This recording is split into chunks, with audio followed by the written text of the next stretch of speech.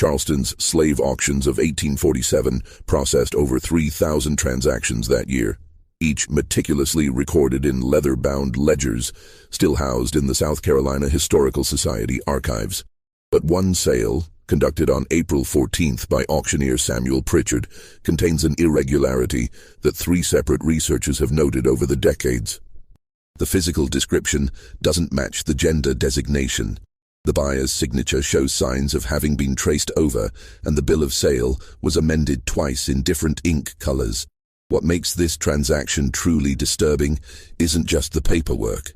It's what happened 8 months later at Riverwood Plantation in Hanover County, Virginia, when a physician named Dr.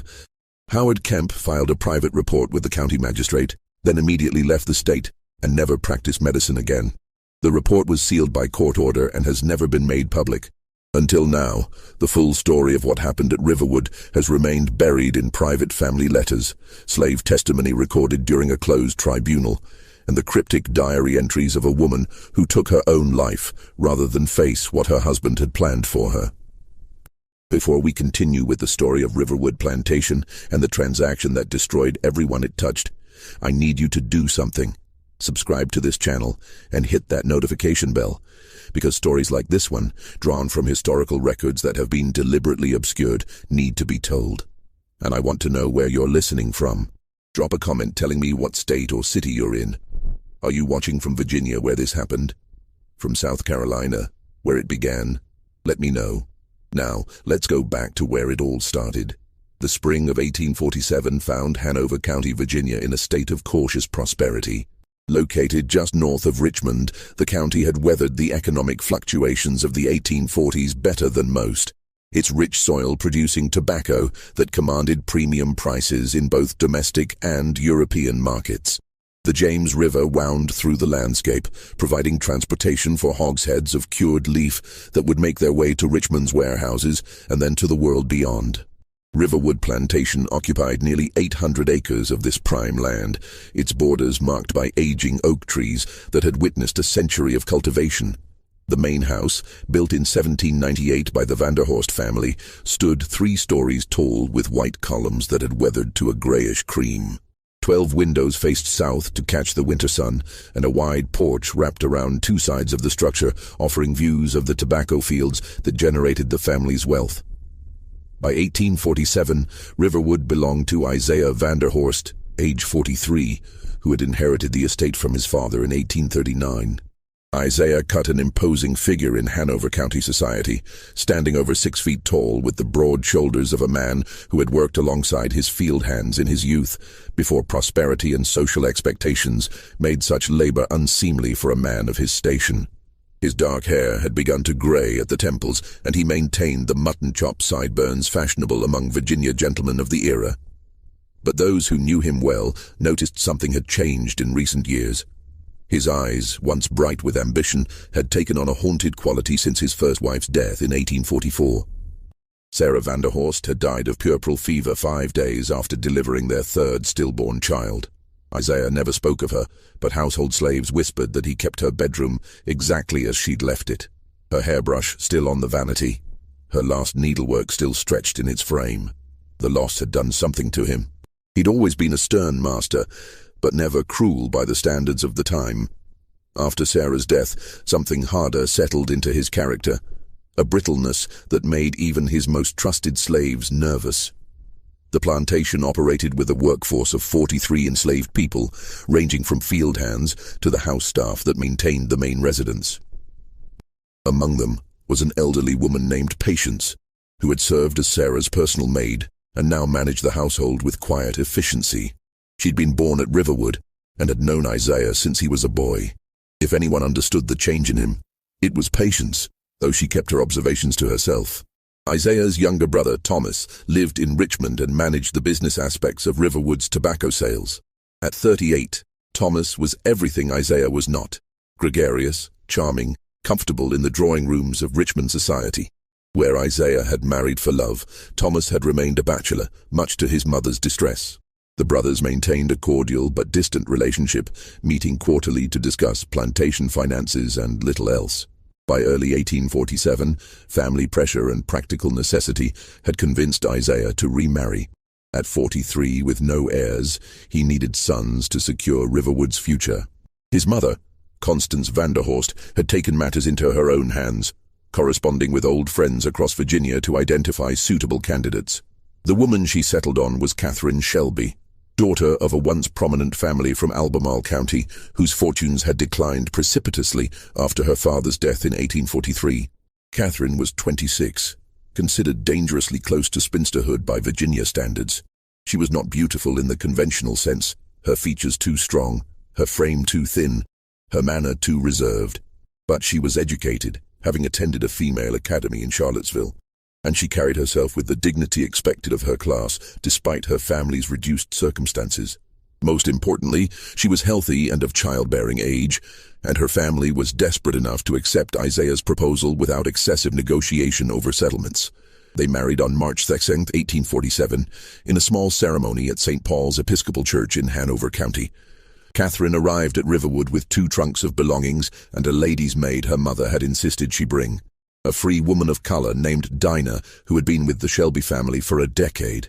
Isaiah had been clear that Dinah would be paid a small wage and given a room in the house, but that Catherine should not expect to maintain all the pretensions of her former life.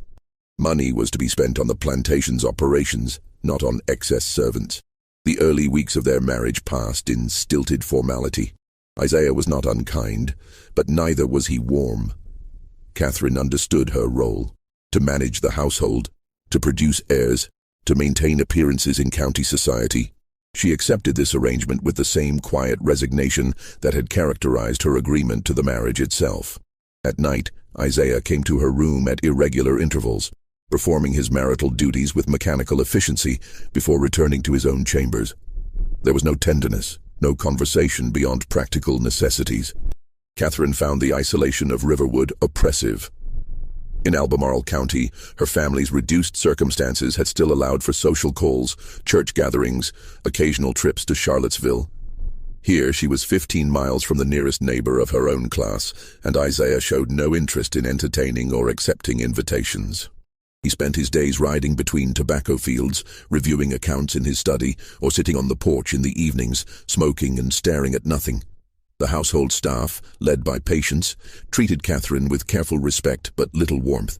She was the new mistress, replacing a woman they had loved. They would serve her, but they would not offer the easy familiarity that had existed between Sarah and the house slaves. Catherine felt herself suspended in a strange limbo, married but not companioned, mistress but not welcomed, living in a house that felt more like a prison than a home. It was Dinah who first suggested to Catherine that she might need additional help.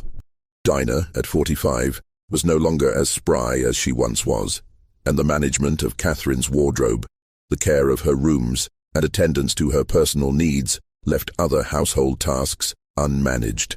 Catherine mentioned this to Isaiah over dinner one evening in late March, carefully framing it as a practical matter rather than a request for indulgence. Isaiah had been resistant at first. The household had sufficient staff.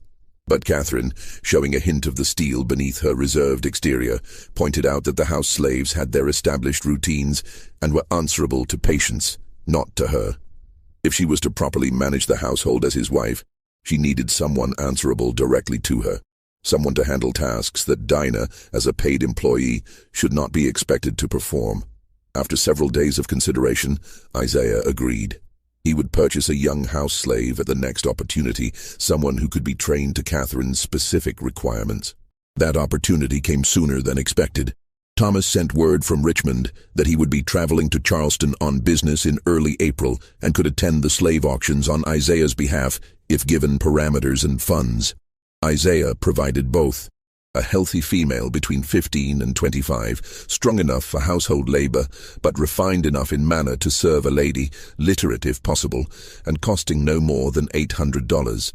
What neither Isaiah nor Thomas understood was that Charleston slave markets in the 1840s had become increasingly sophisticated in their deceptions. With slave prices rising and demand outstripping supply in certain categories, unscrupulous dealers had learned to manipulate appearances, forge documentation, and exploit buyers' assumptions to maximize profits. A young male slave might be dressed in women's clothing and presented as female if female domestic servants commanded higher prices. A field hand might be taught a few phrases of French and sold as a trained lady's maid. Bills of sale could be altered, ages could be misrepresented, medical conditions could be concealed. Thomas Vanderhorst, despite his Richmond sophistication, was not an experienced slave buyer. He attended the auction at Ryan's Mart on Chalmers Street, a 3-story building where hundreds of enslaved people were bought and sold each month. The auction of April 14th was particularly crowded, with buyers from across the South competing for prime merchandise. Thomas arrived with Isaiah's specifications clearly in mind, and his brother's money in his pocket, determined to make a good purchase. The auction hall smelled of unwashed bodies, tobacco smoke, and the particular anxiety that permeates places where human beings are sold like livestock. Thomas positioned himself in the middle of the crowd, neither too eager at the front nor too disinterested at the back. He'd attended 2 other auctions in Richmond and knew the basic protocols, but Charleston's Ryan's Mart operated on a scale he found overwhelming. The auctioneer, Samuel Pritchard, was a heavy-set man with a voice like gravel who worked through the lots with practiced efficiency. The first dozen sales were field hands, strong men in their 20s destined for the rice plantations of the Low Country. Thomas paid little attention until Pritchard announced a change in merchandise. Now, gentlemen, we turn to domestic servants. First up, lot number 47, a healthy female of approximately 17 years, trained in household duties, name of Grace. A figure was led onto the platform by one of Pritchard's assistants. Thomas leaned forward with interest. The individual who stood there was slight of build, perhaps 5 feet and 4 inches, with skin the color of polished teak and features that could charitably be called delicate. She wore a simple cotton dress of faded blue, mended in several places, and kept her eyes downcast as Pritchard began his description. Grace comes from the estate of the late Mrs. Henrietta Gadsden, where she served as a lady's maid for 3 years. She's literate, having been taught her letters by Mrs. Gadsden herself, a Christian woman of good character. Note the refinement of her hands, gentlemen. These are not the hands of a field worker. She has experience with laundering, mending, hairdressing, and household management. A rare find for any gentleman seeking quality service for his wife or daughters. Thomas studied the figure on the platform more carefully. Grace's hair was wrapped in a tignon, the traditional head covering worn by women of color in Charleston. Her posture was submissive, shoulders slightly hunched, hands clasped at her waist. When Pritchard instructed her to turn around, she did so with small, careful steps. The dress, though worn, had been cut to fit a female form, and her movements suggested someone accustomed to domestic service rather than field labor. "Can she speak?" someone called from the crowd. Pritchard gestured for Grace to respond. "Yes, master," she said softly, her voice high and somewhat breathless. "I can speak, and I can read the Bible and cipher numbers." "What household tasks can you perform?" Thomas asked, speaking up for the first time. Grace kept her eyes lowered. "I can dress a lady's hair in the current fashion, master.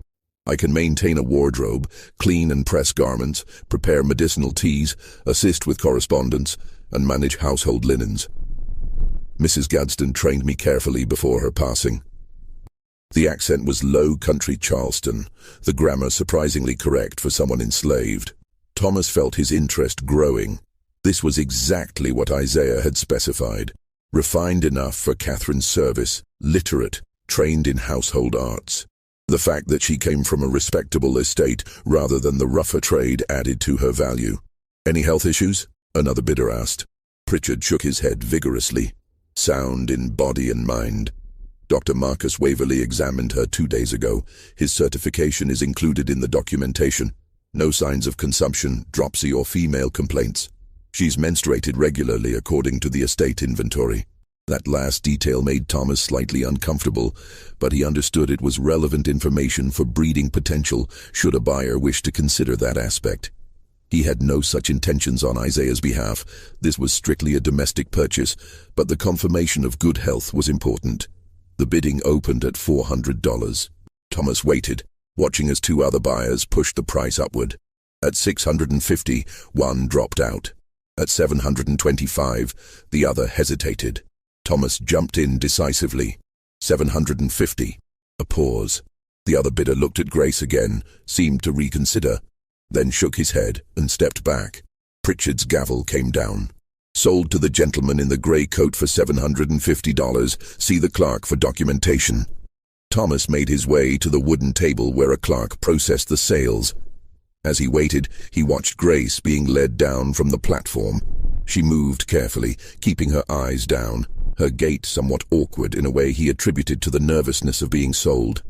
It didn't occur to him that she might be deliberately walking differently than came naturally. The paperwork took 20 minutes.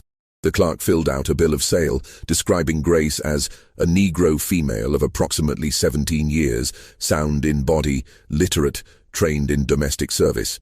Thomas paid with a combination of cash and a draft on his Richmond bank, receiving a receipt and the transfer documents.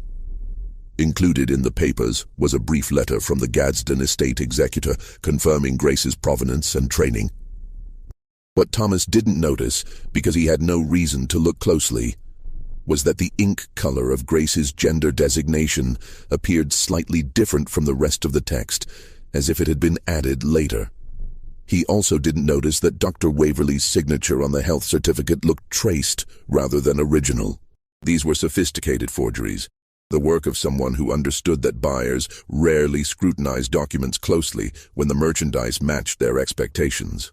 Thomas arranged for Grace to be held at the auction house until the next morning, when they would begin the journey to Virginia.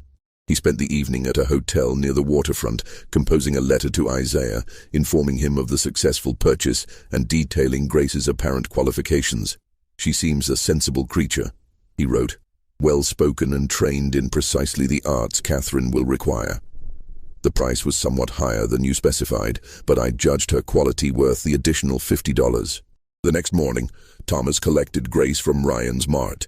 She had been given a bundle containing her few possessions: an extra dress, undergarments, a comb, and a small Bible. She followed Thomas to the coach station without speaking, keeping several paces behind him as expected. They would travel by coach to Wilmington, then by packet boat up the coast to Richmond, and finally by hired carriage to Hanover County, a journey of approximately 5 days. During the journey, Thomas observed Grace carefully, as any prudent buyer would. She was quiet, speaking only when addressed, and showed appropriate deference. She ate sparingly at mealtimes and slept sitting upright in the Negro sections of the coach stations where they stopped. Her manners were indeed refined, and she seemed intelligent in the careful way she observed her surroundings. Thomas felt confident Isaiah would be pleased with the purchase. What Thomas didn't know, because Grace never allowed herself to be seen in any state of undress, was that beneath the carefully constructed feminine appearance lay a biological reality quite different from what the bill of sale claimed. Grace had been born with ambiguous genitalia, a condition that occurred perhaps once in every 2,000 births. Her mother, a house slave named Ruth on a plantation near Georgetown, South Carolina, had recognized immediately that her child would face impossible choices in a world that demanded clear categorization. Ruth had made her decision in the birthing room, telling the midwife that her baby was a girl. She had raised Grace as female from the first moment, choosing a name that could never be questioned, dressing her in girls' clothing, teaching her to move and speak and carry herself as women did. It had not been easy. As Grace grew, her body developed in ways that didn't entirely align with Ruth's chosen narrative. But Ruth was resourceful. Tight binding beneath layers of clothing concealed what needed to be concealed. Grace was kept away from situations where her body might be examined. She was trained exclusively in household tasks that would keep her in the main house, away from the communal living quarters where other slaves might discover her secret. The strategy had worked for 17 years. Grace had learned to navigate the world as female, and by adolescence she had internalized the role so completely that it felt natural. Her voice remained high, partly from practice and partly from her body's own ambiguous development. Her face never developed a beard. Her build remained slight. To casual observers, she was simply a delicate young woman, perhaps unusually tall and thin, but nothing that raised serious questions. Then Ruth had died of fever in 1845, and Grace had become part of the Gadsden household through an estate sale. Mrs. Henrietta Gadsden, elderly and nearly blind, had accepted Grace at face value and had indeed trained her in the refined household arts Pritchard had advertised. When Mrs. Gadsden died in 1847, Grace became part of another estate sale. But this time, the executor had been less scrupulous than honest. and a side arrangement with Samuel Pritchard had resulted in Grace's documentation being clarified in ways that would maximize her sale price. Grace knew she was living on borrowed time. Eventually, someone would discover the truth, but for now, she played the role she'd been assigned since birth, following Thomas Vanderhorst to an uncertain future in Virginia, hoping that whatever awaited her at Riverwood Plantation might offer at least a temporary reprieve from discovery. They arrived at Riverwood on April 22nd, a humid afternoon with thunderclouds building in the western sky. Isaiah met them on the front porch, his expression neutral as he examined the purchase. Grace stood with her bundle at her feet, eyes downcast, saying nothing. "She seems suitable," Isaiah said after a long moment. "Catherine can assess her capabilities. Patience, take her to the house and get her settled. She'll room in the attic with the other house servants." Patience, her face carefully blank, gestured for Grace to follow. As they walked toward the servants' entrance, Grace allowed herself one quick glance at the plantation house that would be her new prison. It looked solid, permanent, inescapable, exactly like every other place she'd ever lived. Catherine met her new servant the following morning in the small sitting room adjacent to her bedroom. Dinah had already briefed Catherine on Grace's arrival, describing her as peculiar quiet, even for a slave girl, and thin as a marsh reed.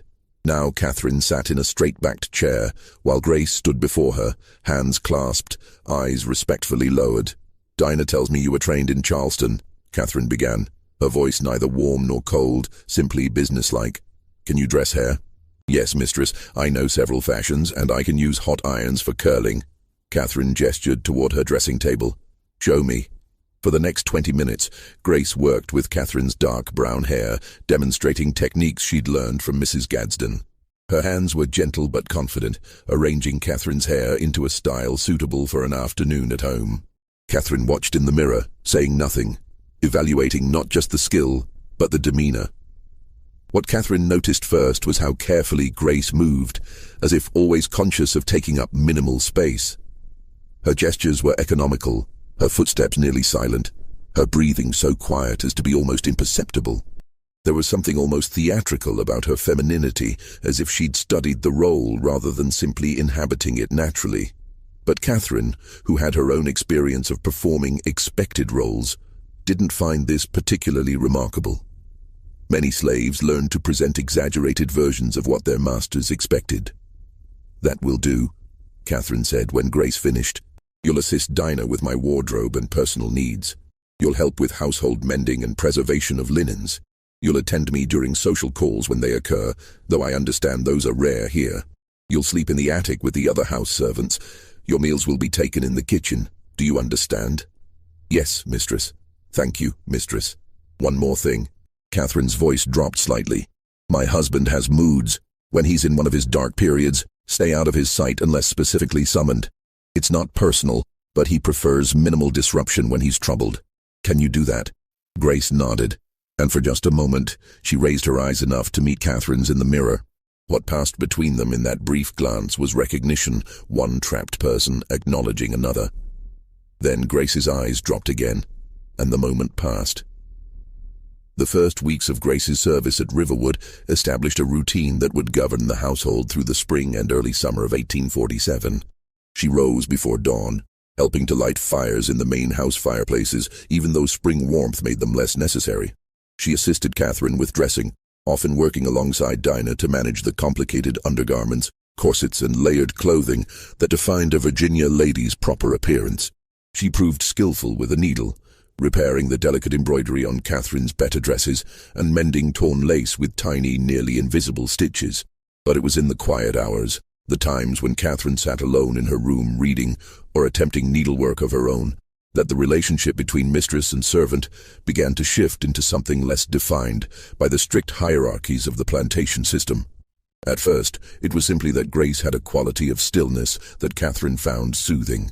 Unlike Dinah, who maintained a constant low commentary on household matters, Grace spoke only when necessary. She could sit for an hour mending shirts while Catherine read, the only sounds the ticking of the mantel clock and the whisper of thread through fabric. Then Catherine discovered that Grace could indeed read, and that her literacy extended beyond the basic Bible verses most educated slaves knew. One afternoon in early May, Catherine left a book open on her side table, a novel by Walter Scott that she'd been finding rather tedious. When she returned from a walk in the garden, she found Grace standing near the table, her eyes fixed on the open pages, her lips moving slightly as she silently read. "You like stories?" Catherine asked, not unkindly. Grace startled, immediately dropping into a deferential posture. "I apologize, mistress. I shouldn't have looked. I asked if you like stories. It's a simple question." "Yes, mistress. Mrs. Gadsden used to let me read to her when her eyes got weak. She said I had a pleasant voice for it." Catherine considered this. The isolation at Riverwood had begun to weigh on her more heavily as spring turned toward summer. Isaiah showed no interest in her company beyond his occasional nocturnal visits. Dinah was kind but practical, not given to the sort of conversation Catherine craved. The idea of having someone read aloud, filling the silent hours with words and narratives, held considerable appeal. "Every afternoon at 3 o'clock when I take my rest, you'll read to me," Catherine announced. "We'll start with this Scott novel, though I warn you it's rather dull. Afterwards, we'll find something better in Isaiah's library." This became their ritual. Every afternoon, while Catherine reclined on her daybed and the Virginia heat pressed against the windows, Grace sat in a straight-back chair and read aloud. They worked through the Scott novel, then moved on to Shakespeare's comedies, which Grace read with surprising expression, giving each character a distinct voice. Catherine found herself looking forward to these sessions, and gradually she began to talk during them, interrupting the reading to comment on a passage or share a memory prompted by the text. Grace, for her part, learned to respond with more than simple acknowledgments. She offered observations about the characters, asked questions about words she didn't know, and occasionally made Catherine laugh with a dry comment about a particularly ridiculous plot development. The strict boundary between mistress and servant didn't disappear, but it became more permeable, at least in the privacy of Catherine's rooms. Dinah noticed the change and worried about it. She pulled Catherine aside one morning in early June. "Mistress Catherine, I don't mean to speak out of turn, but you're getting mighty familiar with that Grace girl. It ain't proper and it ain't wise. These Virginia people, they have particular notions about how things should be done." Catherine stiffened. "I'm the mistress of this house, Dinah. I'll manage my servants as I see fit." "Yes, ma'am, I know that. But Mr. Isaiah, he's a particular sort of man. And this household, it's got its ways. I'm just saying, be careful how things appear." Catherine dismissed the warning, but it lodged in her mind nonetheless. She told herself that her friendship, if it could be called that, with Grace was innocent, merely the natural result of isolation and shared interests. But she also became more careful about concealing the depth of their afternoon conversations from the rest of the household, instructing Grace to maintain a more distant demeanor when others were present. What Catherine didn't know, what no one in the household suspected, was that Grace lived in constant terror of discovery. The attic room she shared with two other house slaves, Lily and Hannah, required constant vigilance. Grace changed clothing only when absolutely necessary and always with her back turned, citing modesty as a personal quirk the others eventually accepted. She bathed in the kitchen after everyone else had gone to bed, heating water herself and washing quickly by candlelight. She had learned to manage her body's less feminine functions through careful binding and strategic use of rags that she laundered privately and stored in her personal bundle. The monthly cycle that Pritchard had certified in Charleston did not exist, a fact Grace concealed through occasional claims of female troubles that required her to rest in her room for a day or two each month. The other house slaves accepted this without question. Such complaints were common enough among women. What they didn't see was Grace lying on her narrow bed during these times, binding herself even more tightly, praying that no one would demand proof of her claimed condition. By late June, something else had begun to develop between Catherine and Grace, something neither woman fully acknowledged even to herself. It started with small gestures, Grace's hand steadying Catherine's arm as she rose from her chair, lingering a moment longer than necessary. Catherine reaching out to tuck a stray wisp of Grace's hair back under her tignon, her fingers brushing the other woman's cheek. Moments of eye contact that extended beyond what the servant-mistress relationship required. Catherine told herself it was simply gratitude for companionship in a lonely house. Grace told herself it was merely strategic, cultivating the favor of someone who could protect her if questions ever arose. But both women felt the charge in the air between them. The way their afternoon reading sessions had begun to feel like something intimate and forbidden. A secret world that existed only in that upstairs room with the door closed against the rest of Riverwood. It was Grace who first touched Catherine in a way that couldn't be misinterpreted as mere service. One afternoon in early July, Catherine had been crying quietly as Grace read from a volume of poetry. The verses were about lost love, and they had reminded Catherine of the life she'd imagined for herself before her father's death had forced her into this arranged marriage. Grace had stopped reading, setting the book aside, and then she had knelt beside Catherine's daybed and taken her hand. "I'm sorry for your sadness, mistress," Grace had said softly, and the way she'd said it, the genuine emotion in her voice, had broken through Catherine's careful composure entirely. Catherine had gripped Grace's hand tightly, weeping openly, and Grace had stayed there, kneeling on the floor, holding Catherine's hand and saying nothing, just being present in the grief. Afterwards, neither woman mentioned the incident, but something had shifted irrevocably. The next afternoon, Catherine asked Grace to sit beside her on the daybed rather than in the separate chair. Grace hesitated, understanding the implications, then complied. They read that way for weeks, sitting close enough that their shoulders occasionally touched. Catherine's hand sometimes resting on Grace's arm, Grace's voice soft and close. They never discussed what was happening between them. To name it would have made it real, and reality in Hanover County, Virginia in 1847 had no space for what they were becoming to each other. So they existed in deliberate denial, two women in an impossible situation, finding comfort in a connection that defied every rule of their world. Isaiah, occupied with the tobacco harvest and increasingly frequent business trips to Richmond, noticed nothing. Dinah noticed everything but held her tongue, her worry deepening with each passing week. Patience, managing the household with her usual quiet efficiency, watched from a distance and wondered what would come of two desperate souls clinging to each other in a house built on the suffering of others. By August, Catherine had stopped requesting Isaiah's presence in her bedroom. She claimed headaches, feminine indisposition, exhaustion from the heat. Isaiah, who had never seemed particularly interested in her company beyond his duty to produce an heir, accepted these excuses readily. His nocturnal visits ceased, and Catherine felt nothing but relief. In September, everything changed. The first indication that something was wrong came on a Tuesday morning in mid-September when Catherine fainted during breakfast. Isaiah had been reading the Richmond newspaper and barely noticed when she stood abruptly, her face pale, one hand pressed to her stomach. She managed 3 steps toward the door before her legs gave out. Dinah, serving at the sideboard, caught her before she hit the floor. "Get her upstairs," Isaiah ordered, setting down his paper with irritation, "and send for Dr. Kemp." Dr. Howard Kemp was a young physician, only 31, who had established his practice in Hanover County 2 years earlier after completing his medical training in Philadelphia. He arrived at Riverwood within 2 hours, his medical bag in hand, his manner professionally composed despite the nervous energy that always seemed to hover around him like a visible aura. Catherine had been settled in her bed, with Dinah and Grace attending her. She was conscious but still pale, complaining of nausea and dizziness. "Doctor." Kemp performed a basic examination while the 2 servants waited outside the room, then called Isaiah in for a private consultation. "I believe congratulations are in order, Mr. Vanderhorst," Dr. Kemp said, unable to entirely suppress a smile. "Your wife shows every sign of being with child. The nausea, the fainting, the exhaustion she's mentioned, these are all consistent with early pregnancy. I'd estimate she's approximately 6 to 8 weeks along." Isaiah stood very still for a long moment. "You're certain?" "As certain as one can be at this early stage. Of course, we'll know more definitively in the coming weeks, but I see no reason to doubt it. Mrs. Vanderhorst is young and appears healthy. With proper care and rest, there's every reason to expect a successful outcome."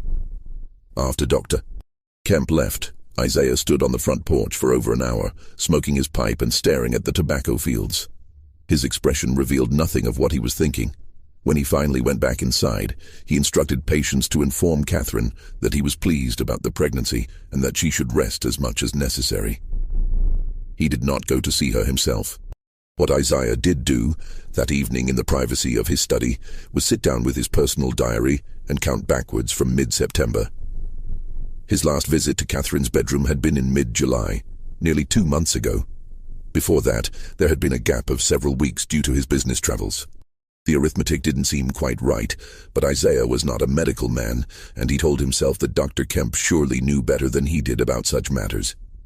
Still, something nagged at him, a discomfort he couldn't quite name. He'd been married to Sarah for 9 years before her death, and she'd conceived 3 times. He remembered her pregnancies, the timing, the symptoms. This felt different somehow, though he couldn't articulate why. Catherine, for her part, lay in her bed in a state of shock that she concealed from everyone except Grace. When they were alone that evening, Catherine finally spoke the words that had been echoing in her mind since Dr. Kemp's diagnosis. "This isn't possible," she whispered. We haven't. Not since July, and only once then. It's been months before that." Grace sat on the edge of the bed, her face carefully composed. "Dr. Kemp seemed certain, mistress. I know my own body, Grace. I know when that happens. And it hasn't happened enough for this." Catherine's hand moved to her stomach, her expression bewildered. "How can I be pregnant?" Grace said nothing, but her silence had a quality to it that made Catherine look at her sharply. For a moment, something passed between them, a flicker of understanding too dangerous to speak aloud. Then Grace looked away, and the moment dissolved. "Perhaps the doctor knows best," Grace said quietly. "Perhaps it's possible even with less frequent relations." Catherine wanted to push further, to demand that Grace help her make sense of this impossibility, but exhaustion overwhelmed her. She let herself sink back into the pillows, closing her eyes. Grace remained sitting on the bed, one hand resting near Catherine's arm, not quite touching but close enough to offer comfort. Over the next weeks, Catherine's pregnancy progressed with textbook normalcy. The morning sickness intensified, then gradually faded. Her body began to change in small but unmistakable ways. Dr. Kemp visited twice more, pronouncing himself satisfied with her condition and predicting a birth in late April or early May. Isaiah received this news with what appeared to be quiet satisfaction, though those who knew him well noticed he spent more time than usual in his study, poring over account books with unusual intensity. Thomas visited from Richmond in October and found his brother distant, preoccupied, responding to questions about the tobacco harvest with uncharacteristic brevity. "You should be celebrating," Thomas said over dinner one evening. "After everything, a child at last. This is what you wanted." Isaiah nodded slowly, cutting his meat with methodical precision. "Yes, of course. Catherine seems healthy enough. Dr. Kemp is competent. There's no reason to worry." "I'm not worried," Isaiah replied, but his tone suggested otherwise. Thomas left the next day, troubled by his brother's mood, but attributing it to the natural anxiety of a man who had lost 3 children before they could draw breath. He didn't know that Isaiah had begun asking careful questions of patients, of Dinah, of the other house servants, questions about Catherine's daily routines, about who attended her, about how she spent her time. The answers he received were unremarkable.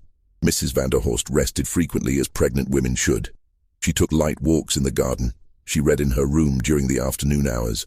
Grace and Dinah attended her. She had no visitors and requested none.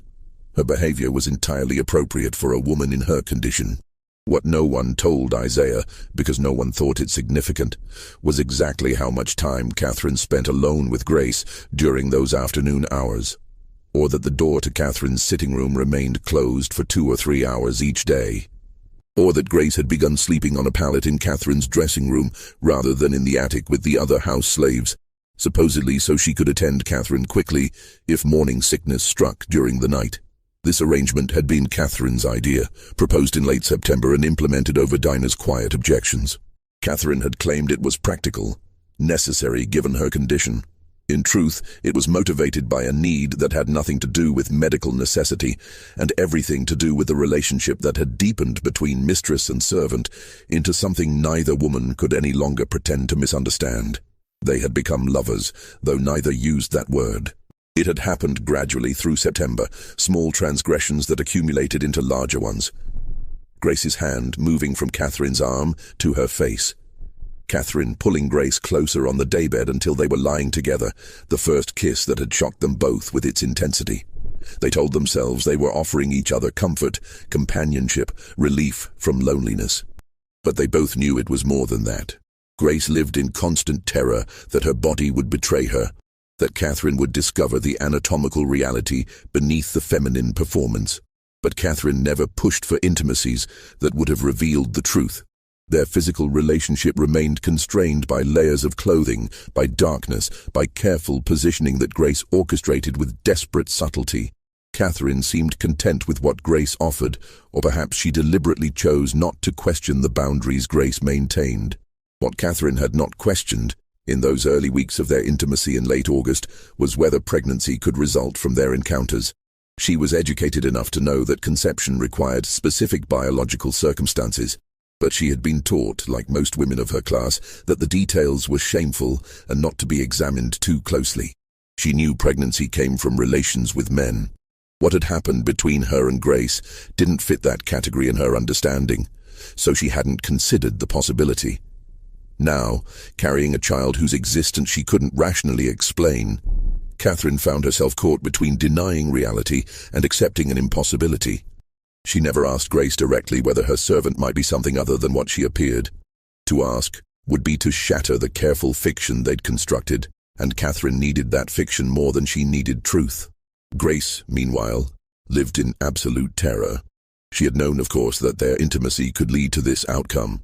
She had tried to be careful, but desire and desperation had made her reckless. Now Catherine was pregnant, and it was only a matter of time before someone started asking questions that would lead inevitably to Grace's exposure and destruction. She considered running. The Underground Railroad had routes through Virginia, and she'd heard whispered rumors of sympathetic people who helped escaped slaves reach the north. But running would require leaving Catherine, and Grace found she couldn't bear that thought. Moreover, running would draw immediate attention and investigation. As long as she remained at Riverwood, playing her role, there was at least a chance that the pregnancy would be attributed to Isaiah, and no one would look deeper. So Grace stayed, attending Catherine through her pregnancy, sleeping on the pallet in the dressing room, continuing their afternoon reading sessions that had become cover for stolen moments of connection. And she waited for discovery with the fatalism of someone who had always known this day would come. October brought cooler weather and the first real chill to Isaiah's behavior. He had begun watching Catherine with an intensity that made her deeply uncomfortable. At meals, she would look up to find his eyes fixed on her, his expression unreadable. He asked questions about how she felt when the baby moved, what Dr. Kemp had said during his visits. The questions seemed innocuous on the surface, but Catherine sensed something calculating beneath them. Dinah felt it too. She pulled Catherine aside one morning in late October. "Mistress, Mr. Isaiah has been asking me questions about you, about your daily routines, about who attends you." "What kind of questions?" "Specific things. What time you wake, what time you rest, who brings your meals, how long Grace stays with you during the afternoons." Dinah's face was tight with worry. "I don't like the feel of it, mistress. It's like he's looking for something." Catherine felt ice settle in her stomach. "What did you tell him?" "Only what's proper to say. That you rest as you should, that Grace attends you as is right for your condition." "I didn't mention—" Dinah paused, choosing her words carefully. "I didn't mention anything that might cause trouble." "Thank you, Dinah." "Mistress Catherine, I need to say something plain. I know you think I'm just a worrying old woman, but I've lived in Virginia my whole life, and I know how things work here. Whatever's happening between you and that Grace girl, it needs to stop. Mr. Isaiah is suspicious about something, and if he starts digging, people could get hurt. People could die." Catherine stiffened. "Nothing's happening that concerns my husband." "That's not what I said, and you know it. I said people could die, and I meant it. This isn't Albemarle County where your family had some protection. This is Isaiah Vanderhorst's plantation, and he's the law here. If he decides someone has wronged him—" Dinah didn't finish the sentence. That evening, Catherine lay in bed listening to Grace's quiet breathing from the pallet in the dressing room. She thought about Dinah's warning, about Isaiah's questions, about the child growing inside her that would be born with features that might or might not resemble the man who believed himself its father. She thought about what would happen when Isaiah's suspicions, whatever they were, crystallized into accusations. She should send Grace away. It was the sensible thing to do, the safe thing. But Catherine had never been particularly sensible, and she'd long ago stopped caring about safety in the conventional sense. So instead of sending Grace away, she called her back into the bedroom. "Sleep here tonight," Catherine said quietly. I don't want to be alone." Grace hesitated, understanding the risk, then carefully climbed into the bed. They lay facing each other in the darkness, not touching, just breathing the same air.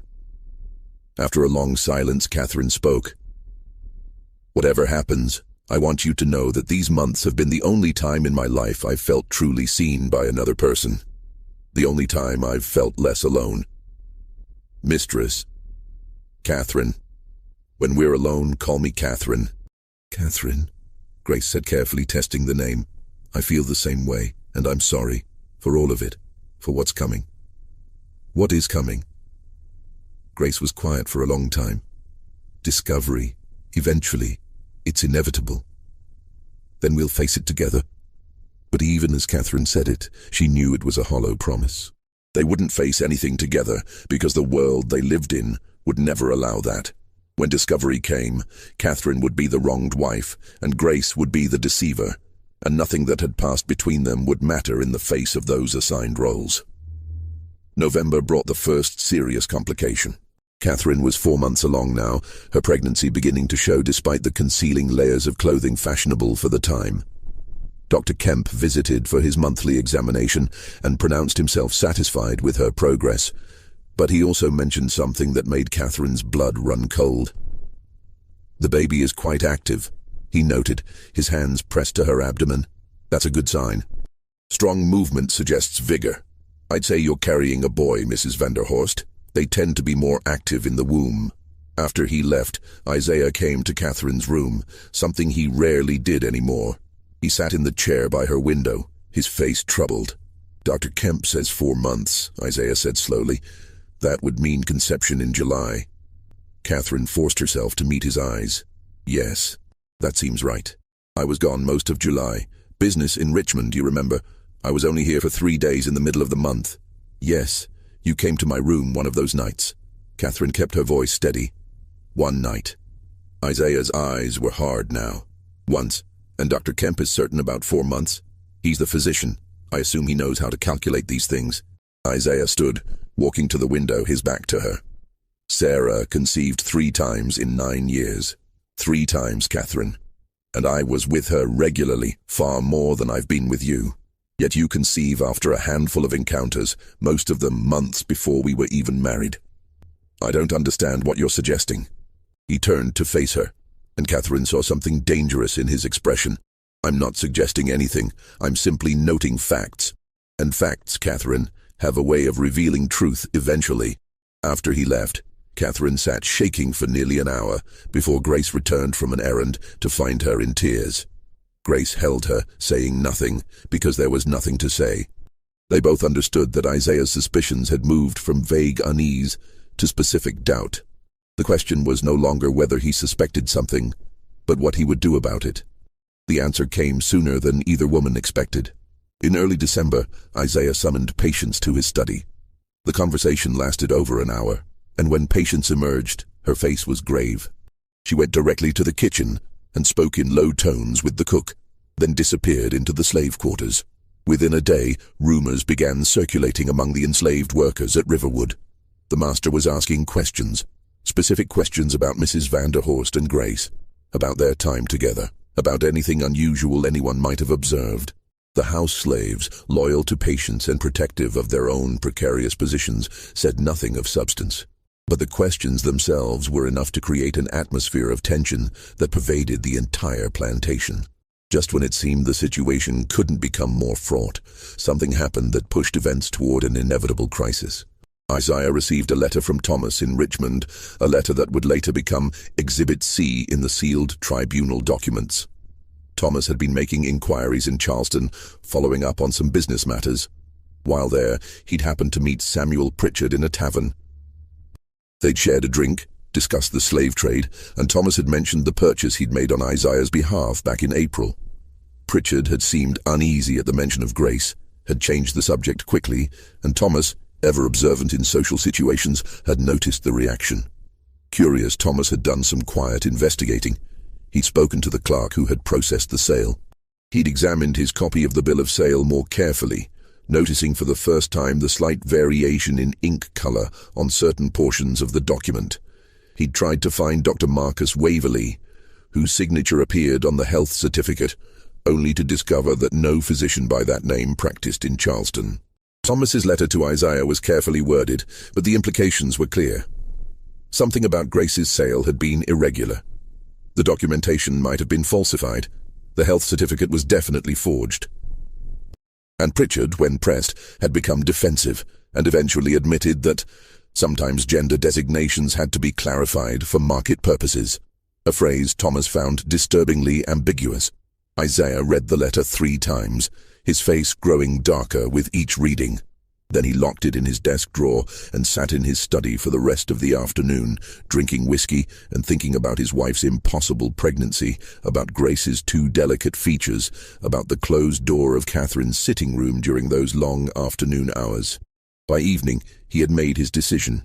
He would know the truth, whatever it took to discover it. And if the truth was what he increasingly suspected, then he would ensure that everyone involved paid an appropriate price for making a fool of Isaiah Vanderhorst. The next morning, he sent a message to Dr. Kemp. The physician was needed at Riverwood immediately for an urgent medical matter. Not Catherine. The pregnancy was proceeding normally. This concerned one of the house slaves, Grace. A thorough examination was required. When Grace received the summons, she knew immediately what it meant. Discovery had come at last. Dr. Kemp arrived at Riverwood on a Thursday morning, December 11th, 1847. The sky was low and grey, threatening snow that wouldn't fall until evening. He was shown into Isaiah's study, where the master of Riverwood sat behind his desk, with Thomas's letter laid open before him. "Thank you for coming so quickly," Isaiah said, his voice carefully controlled. "I have a situation that requires your professional discretion." Dr. Kemp, sensing the tension in the room, sat in the offered chair and waited. "I need you to examine one of my slaves, Grace. She's been attending my wife during her pregnancy, and I've become concerned about certain irregularities." Isaiah chose his words carefully. "I need a complete medical examination, thorough and definitive. I need to know exactly what I'm dealing with. I don't understand. Has she shown signs of illness? I need you to confirm her sex," Isaiah said bluntly. "I have reason to believe the documentation from her sale may have been falsified." Dr. Kemp's expression shifted to one of discomfort. "Mr. Vanderhorst, that's a highly unusual request. If you suspect fraud in the sale, that's a legal matter, not a medical one. It becomes a medical matter when it concerns my wife's pregnancy." Isaiah's voice had hardened. 4 months along, conceived during a period when I was rarely present, attended daily by a slave whose provenance is now questionable. I'm sure you can see why I might want clarity on this matter. The implications hung heavy in the air between them. Dr. Kemp's face paled slightly as he worked through what Isaiah was suggesting. "I see, and if the examination reveals what you suspect, then I'll know the full extent of the deception, and I can proceed accordingly." Dr. Kemp was not a courageous man, but he was fundamentally decent, and the direction this conversation was heading troubled him deeply. "Mr. Vanderhorst, even if your suspicions about the slave prove correct, that doesn't necessarily mean what you're implying. Your wife is a lady of good character. Whatever irregularity might exist in the slave's documentation, I'm sure there's an innocent explanation that doesn't involve—" "Doctor," Isaiah's voice cut through the protest. "I'm not asking for your opinions about my wife's character. I'm asking for a medical examination of a slave I own. Will you do it or not?" After a long pause, Dr. Kemp nodded slowly. He was a physician who depended on wealthy planters like Isaiah for his livelihood. Refusing such a request would have professional consequences he couldn't afford.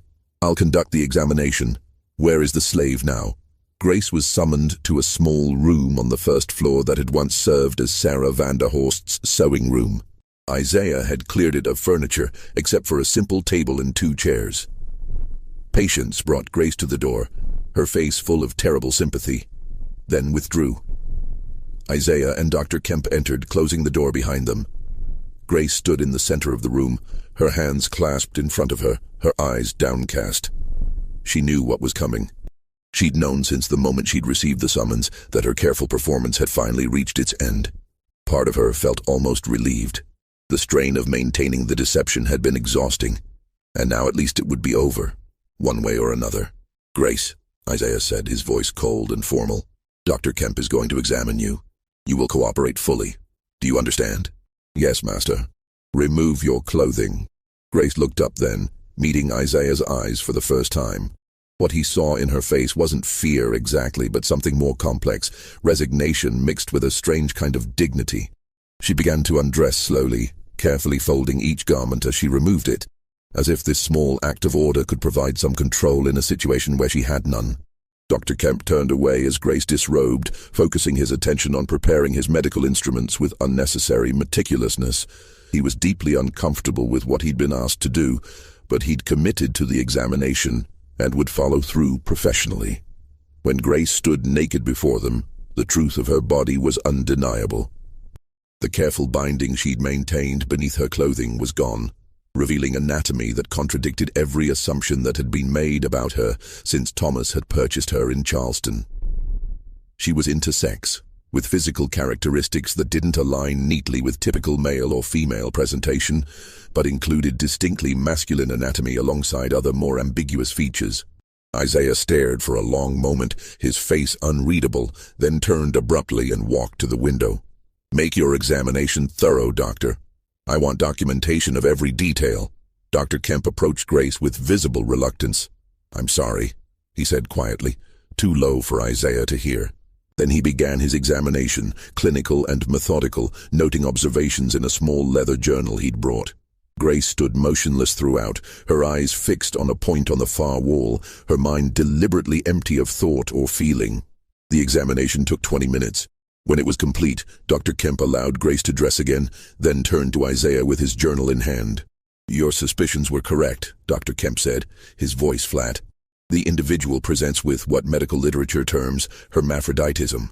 There are both masculine and ambiguous characteristics. The bill of sale's description of a female was either an error or a deliberate misrepresentation. Isaiah's jaw tightened. Is pregnancy possible? If this person were to have relations with a woman? Dr. Kemp hesitated. The medical understanding of intersex conditions in 1847 was limited, but he knew enough to answer truthfully. Based on what I have observed, yes. Conception would be physiologically possible.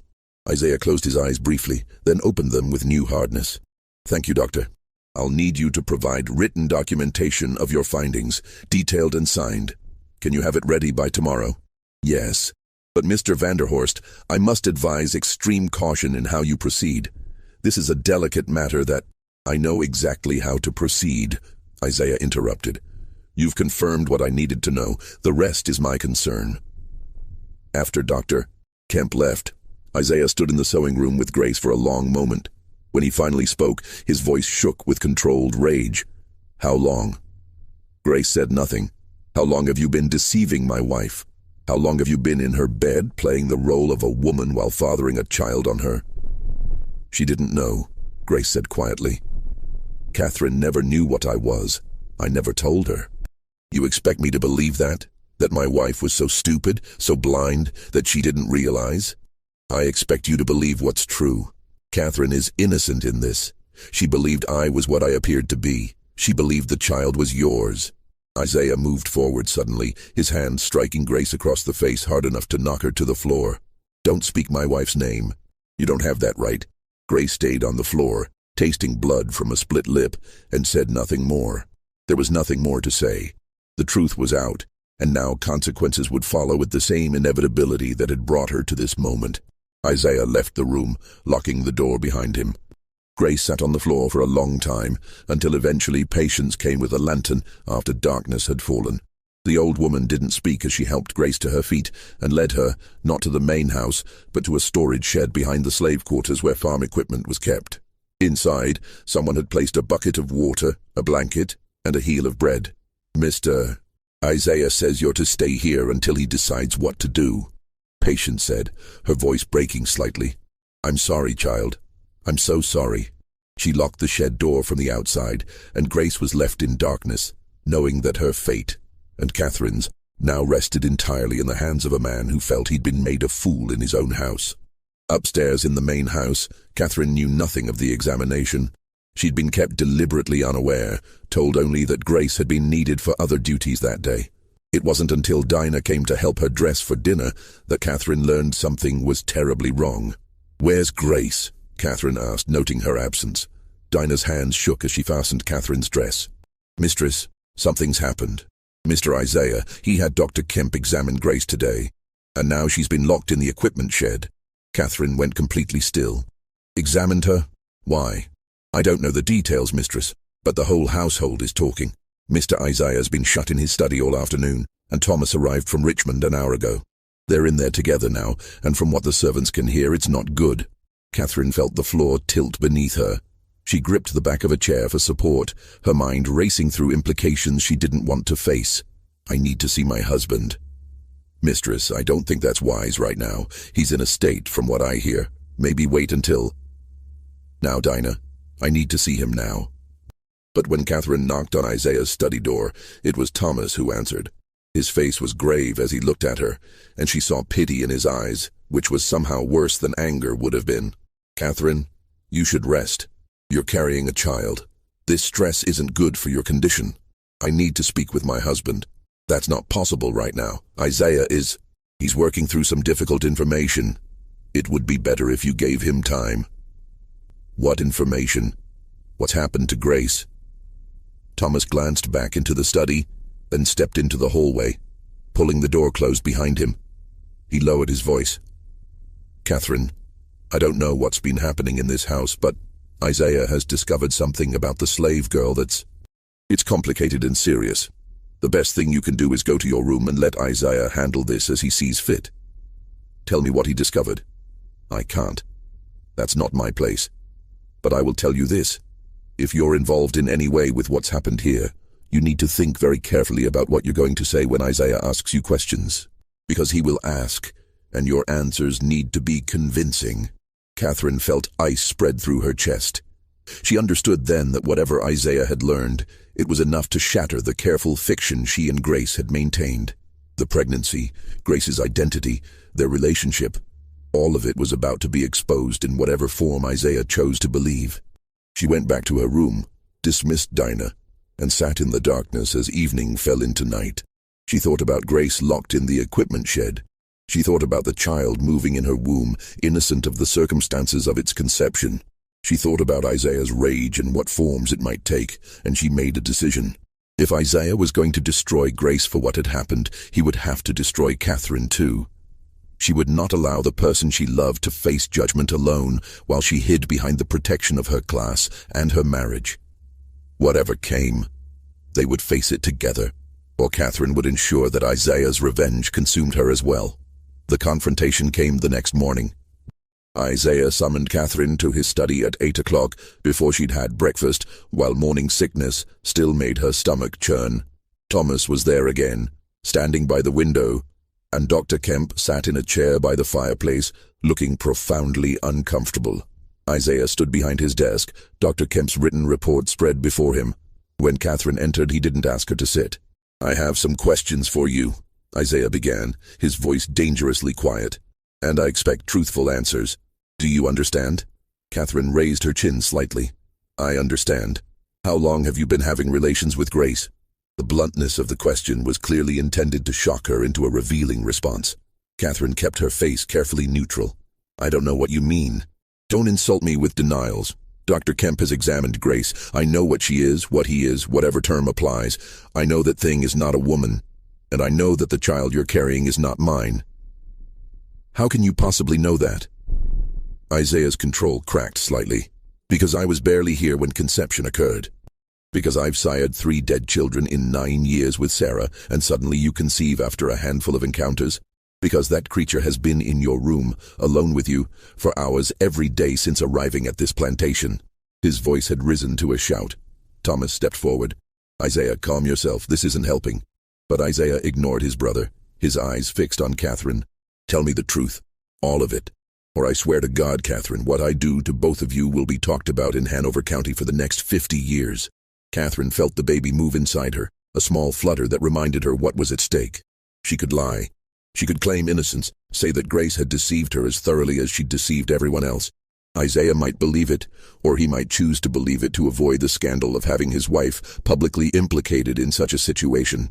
That was the sensible path, the safe path. Instead, she told him the truth. I love her, Catherine said quietly. Him. Whatever term you prefer. I love Grace, and yes, we were intimate, though I didn't know until this moment that Grace was anything other than a woman. I thought the child was yours because I didn't understand how else it could be possible. But if you're saying Grace is responsible, then yes, I believe you, because I cannot otherwise explain this pregnancy. The silence that followed was absolute. Thomas stared at Catherine as if she'd spoken in a foreign language. Dr. Kemp looked at the floor, his face flushed. Isaiah stood frozen behind his desk, apparently shocked that she'd admitted it so baldly. "You're confessing to adultery," Isaiah finally said. "To sodomy. To crimes that could see you both executed if I brought this before a public court." "Yes," Catherine agreed. "I suppose I am." "So what will you do, Isaiah? Will you have us both hanged in the town square? Will you call the magistrate and show him Dr. Kemp's report? Will you stand before Hanover County Society and explain how your wife cuckolded you with someone you'd purchased as a female slave? How will that story end for your reputation?"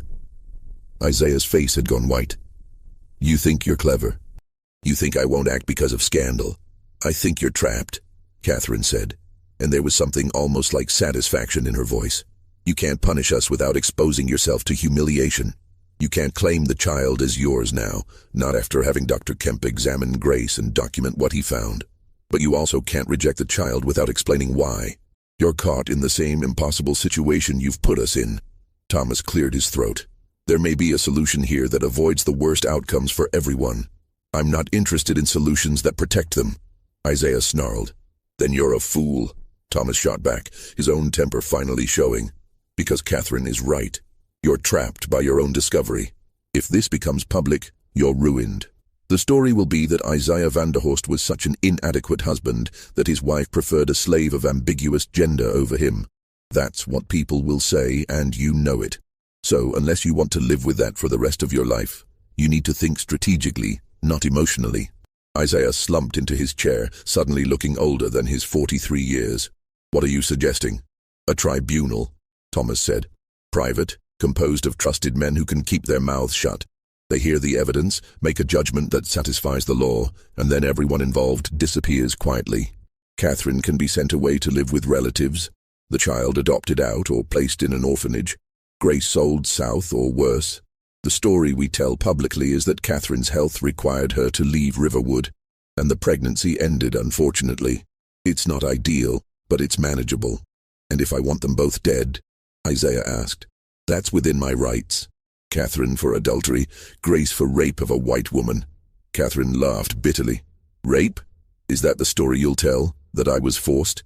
I've just confessed the opposite. Your confession doesn't matter. The law will see it as rape regardless of what you claim." "Then do it," Catherine said, meeting his eyes directly. "Call the magistrate. Have us arrested. Put us on trial. Let everyone in Virginia know what happened in your house. I don't care anymore, Isaiah. I'd rather die honestly than live in this house one more day pretending to be something I'm not." Dr. Kemp finally spoke, his voice quiet but firm. "Mr. Vanderhorst, I need to state clearly that I will not participate in any legal proceeding that results in execution. If you pursue that route, I'll refuse to provide my examination report as evidence. I'm a physician, not an executioner." Isaiah looked around the room at the three people who had, in different ways, betrayed or opposed him. His rage was still there, but it was being slowly smothered by the practical realization that he had very few good options. Thomas was right. Public exposure would destroy him as surely as it would destroy Catherine and Grace. "A tribunal," he finally agreed, "but I want that thing dead. I don't care how it happens or where, but Grace doesn't live beyond this winter. That's not negotiable." Thomas nodded slowly. "I can arrange that. After the tribunal, Grace will be sold to a dealer who handles difficult merchandise. What happens after that is out of our hands. But I think you can safely assume the outcome will be what you want. And Catherine, that's your decision as her husband. But I'd suggest sending her to Mother in Charleston. The story is she needs coastal air for her health during the pregnancy. After the child is born, it can be placed with a family quietly, and Catherine can return here or not, depending on what you both decide."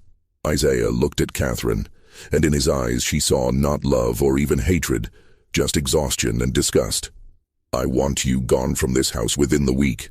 You'll go to Charleston and stay there until after the birth. You'll never see the child."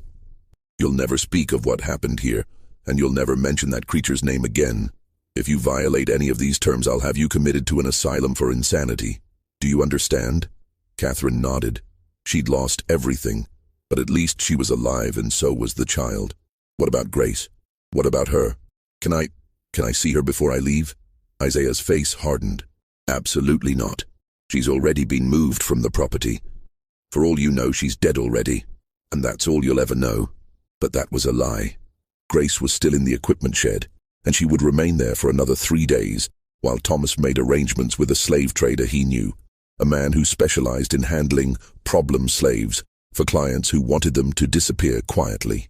The tribunal was held on December 18, 1847, in the courthouse in Hanover County after hours. Attended by 3 magistrates Thomas had carefully selected for their discretion and financial dependence on the Vanderhorst family. Dr. Kemp provided his report, edited to remove any suggestion that Catherine had knowingly participated in the deception. The story presented was that Grace, a person of ambiguous gender who had been fraudulently sold as female, had taken advantage of Catherine's innocence and isolation to engage in acts that resulted in pregnancy. Catherine was portrayed as a victim of deception, naive and trusting.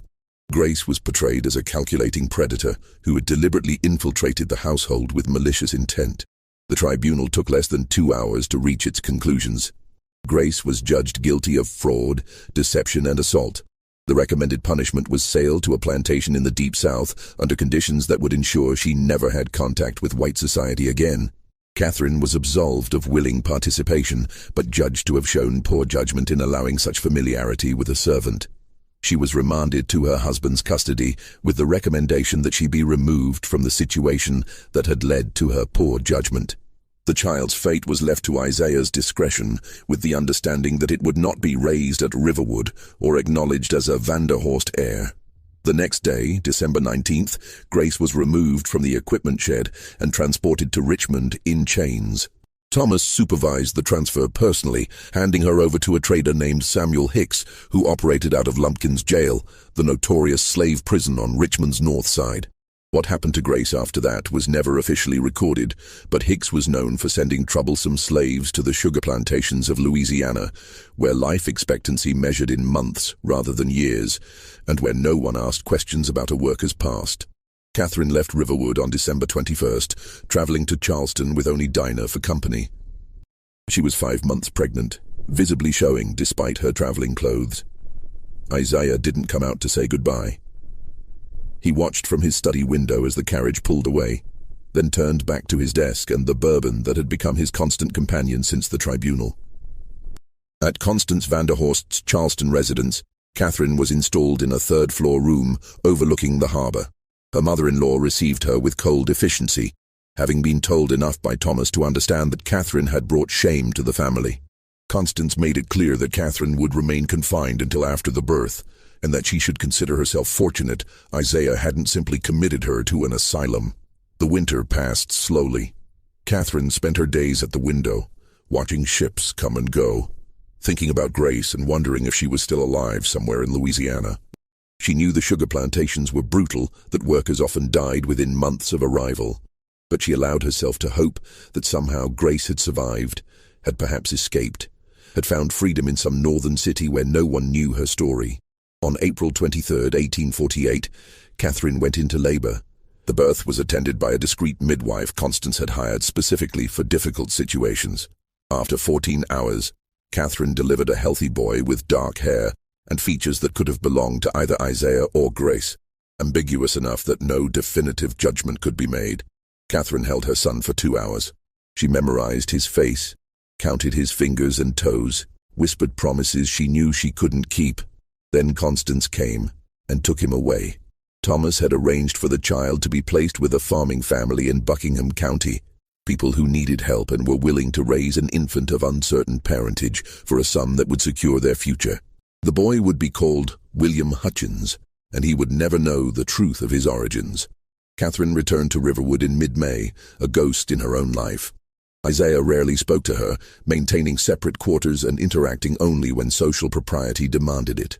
The household staff, who had witnessed everything, kept their silence with the practiced discretion of those who understood that speaking truth could be fatal. 3 weeks after Catherine's return, a letter arrived from Thomas.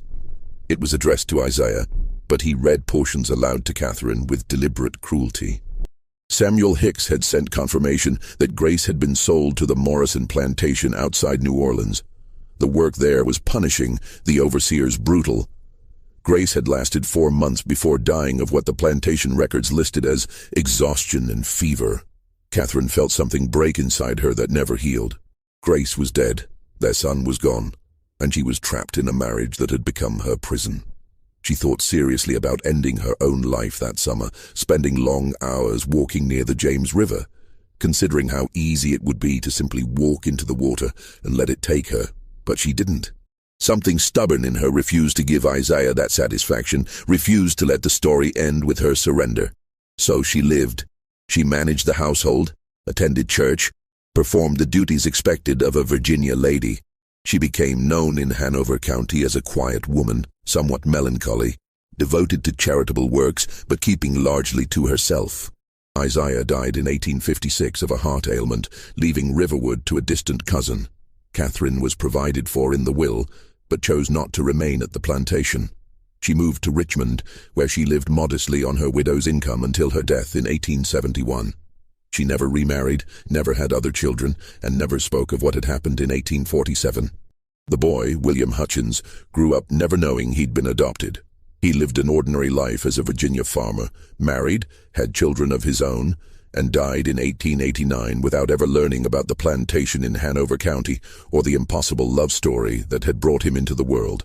His descendants scattered across the state, carrying forward the genetic legacy of that union without knowing its source. The tribunal records were sealed by court order and supposedly destroyed in a courthouse fire during the Civil War. But rumors persisted for decades about copies that survived in private hands. In the 1920s, a historian researching plantation economics found fragments of the story in courthouse archives, but the documents were so deteriorated and incomplete that he couldn't piece together the full narrative. He made cryptic notes about a domestic scandal involving questionable identity and moved on to other research. Dr. Howard Kemp left Virginia in 1849 and never practiced medicine again. According to letters found after his death in 1867, he was haunted by guilt over his role in Grace's fate. Thomas Vanderhorst burned most of his papers before his death in 1873, but a few surviving letters hint at the burden of secrets he carried. Riverwood Plantation was sold to a timber company in 1885. The main house stood empty for years before burning under mysterious circumstances in 1891. Today, nothing remains except foundation stones and a historical marker that mentions the Vanderhorst family's contributions to Virginia's tobacco industry, with no reference to the events of 1847. Grace's story ends in a Louisiana sugar field, her real name unknown, her life reduced to a single line in a plantation ledger. Negro, ambiguous, deceased. Catherine's story ends in a Richmond boarding house, her secrets taken to an unmarked grave. Their son's story ends without him ever knowing the truth of who his parents were or what they'd sacrificed. The full truth of what happened at Riverwood will probably never be completely known. Too much has been deliberately destroyed. Too many witnesses died without recording testimony. Too many secrets were buried to protect reputations. What remains are fragments. A suspicious bill of sale, sealed medical reports, letters that hint at scandal without providing details, and local legends about the plantation where something terrible happened. But no one remembers exactly what. It's a reminder that history is always incomplete, that the official record reflects only what those in power chose to preserve, and that the most compelling human stories are often the ones someone worked hardest to erase. Grace and Catherine lived and loved and suffered in a world that denied them both dignity and memory. That their story survives at all, even in fragments, is perhaps a small act of resistance against those who tried to suppress it entirely. What do you think really happened at Riverwood? Do you believe the sealed records told the whole truth? Or are there still secrets buried in Virginia archives waiting to be discovered? The reality is that stories like this exist throughout American history, hidden in courthouse basements, whispered in family legends, carefully omitted from official narratives.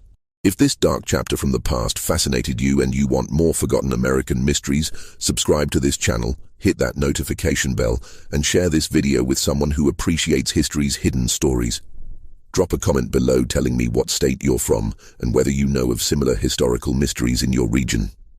History has a way of burying its most uncomfortable truths, but together we can bring them back into the light. See you in the next video.